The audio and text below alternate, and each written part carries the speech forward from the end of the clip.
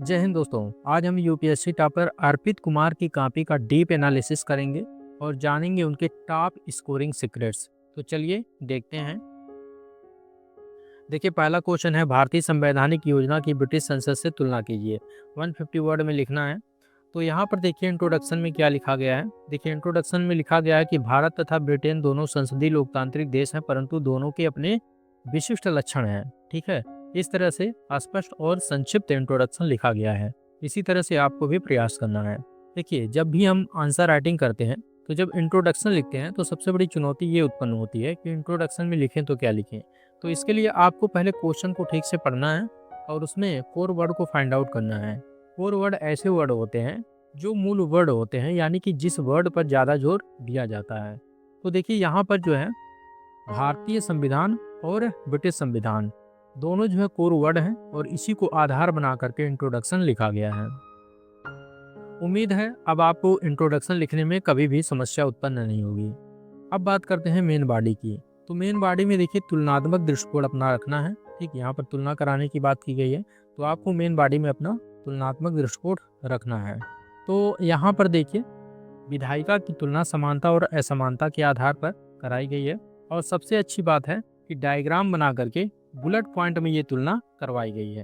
तो आप जब भी अपना आंसर राइटिंग कर रहे हो तो उसमें जो है इस तरह से इनोवेशन लाने का प्रयास करें।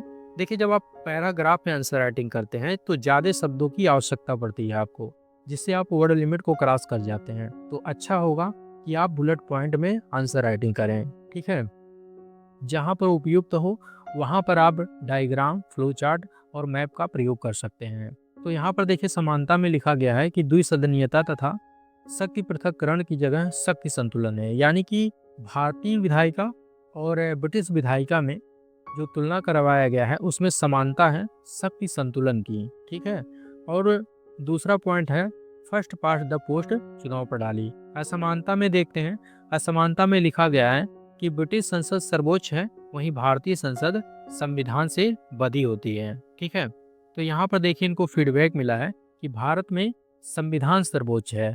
जिस तरह से ब्रिटेन में संसद सर्वोच्च है उसी तरह से भारत में संविधान सर्वोच्च है। यहाँ पर ये लिखा जाना चाहिए था। ठीक है, इसी तरह से देखिए बुलेट पॉइंट में आगे भी लिखा गया है। देखिए, आंसर राइटिंग में सबसे बड़ा खेल प्रेजेंटेशन का होता है।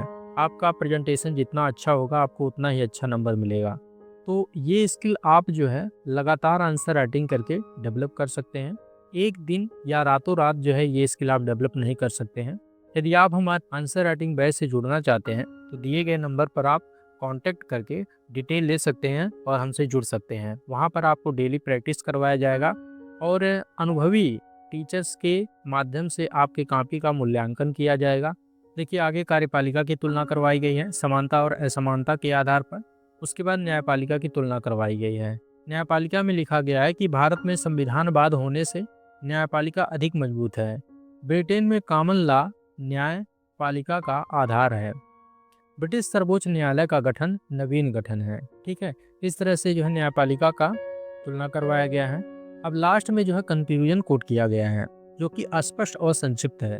तो कोशिश करना है कि आपका कंक्लूजन पॉजिटिव हो, निगेटिव ना हो। निगेटिविटी से बचना है। ठीक है, और कंक्लूजन में आप जैसे किसी कमीशन का रिकमेंडेशन है या जो है किसी कमेटी का कोई जो है रिपोर्ट आया है तो उसको इसमें कोट कर सकते हैं, या रिसेंटली कोई करंट का मुद्दा है तो उसको यदि लिंक करने लायक है तो आप लिंक कर सकते हैं। ठीक है, चलिए आगे बढ़ते हैं, एक और क्वेश्चन देखते हैं।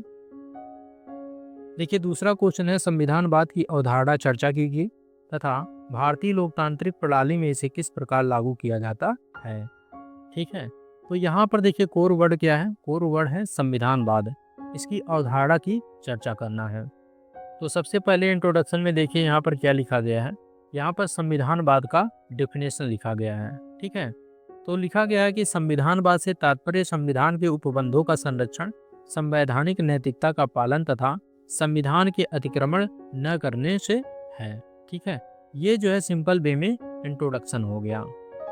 अब बात करते हैं मेन बॉडी में। तो मेन बॉडी में देखिए संविधानवाद की अवधारणा पर चर्चा किया गया है, वो भी बुलेट पॉइंट में। यहाँ पर देखिए सबसे अच्छी बात है कि जो भी पॉइंट लिखा गया है सबके आगे उससे रिलेटेड अनुच्छेद का उल्लेख किया गया है। ठीक है, इससे क्या होता है कि आपके आंसर में प्रामाणिकता आती है। जब आप जो है अपने पॉइंट से रिलेटेड एग्जाम्पल को कोट करते हैं तो उसमें प्रामाणिकता आती है, ठीक है। और साथ ही साथ जो इम्पोर्टेंट कीवर्ड हो उसको अंडरलाइन भी करना चाहिए। देखिए यहाँ पर जो है अंडरलाइन किया गया है। ऐसे आगे भी आप देखेंगे बहुत जगह पर आपको अंडरलाइन मिलेगा, लेकिन किसी भी चीज़ का अति नहीं होना चाहिए। वही चीज़ अंडरलाइन कीजिए जो आप एग्जामिनर को दिखाना चाहते हैं, हाईलाइट करना चाहते हैं। ठीक, मेन कीवर्ड को हाईलाइट किया जाता है। मैं देखता हूँ कुछ लोग पूरा लाइन ही अंडरलाइन कर देते हैं, ऐसा नहीं करना है। आपको मेन कीवर्ड को अंडरलाइन करना है और आगे जो है उससे रिलेटेड अनुच्छेद या एग्जाम्पल जो भी हो उसको कोट करना है, ठीक है। चलिए देखते हैं आगे। ठीक इस तरह से देखिए बुलेट पॉइंट में लिखा गया है और अनुच्छेद वगैरह को कोट किया गया है। लास्ट में कंक्लूजन दे दिया गया है। ठीक, आगे देख लेते हैं एक और क्वेश्चन देखते हैं।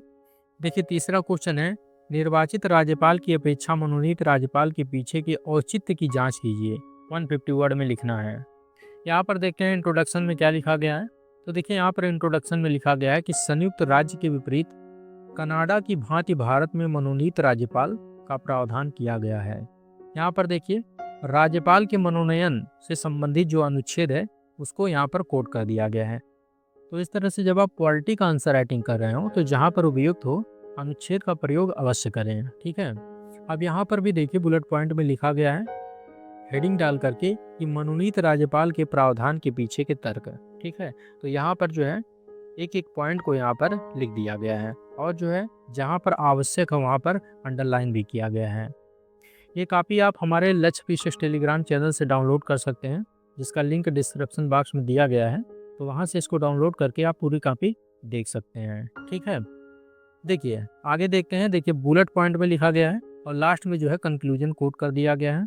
तो इस तरह से जो है आप आंसर राइटिंग कर सकते हैं और अपने आंसर में जो है सुधार कर सकते हैं। देखिए जब भी आप आंसर राइटिंग कीजिए तो एक बात का विशेष ध्यान रखिए, आपका आंसर वेल मैनेज्ड होना चाहिए। कहीं पर आप हेडिंग का प्रयोग कीजिए, कहीं पर सब हेडिंग का प्रयोग कीजिए, डायग्राम बनाइए, फ्लो चार्ट बनाइए, मैपिंग कीजिए। तो इन सब चीज़ों से और करंट के मुद्दों से लिंक कीजिए।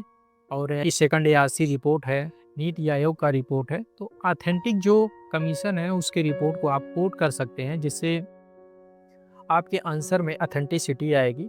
तो ये सब आपको करना है, तभी आपके आंसर में डाइवर्सिटी आएगी और आपका प्रेजेंटेशन जो है अच्छा होगा और आपको अच्छा मार्क भी मिलेगा, ठीक है। तो चलिए मिलते हैं नेक्स्ट वीडियो में, तब तक के लिए जय हिंद जय भारत।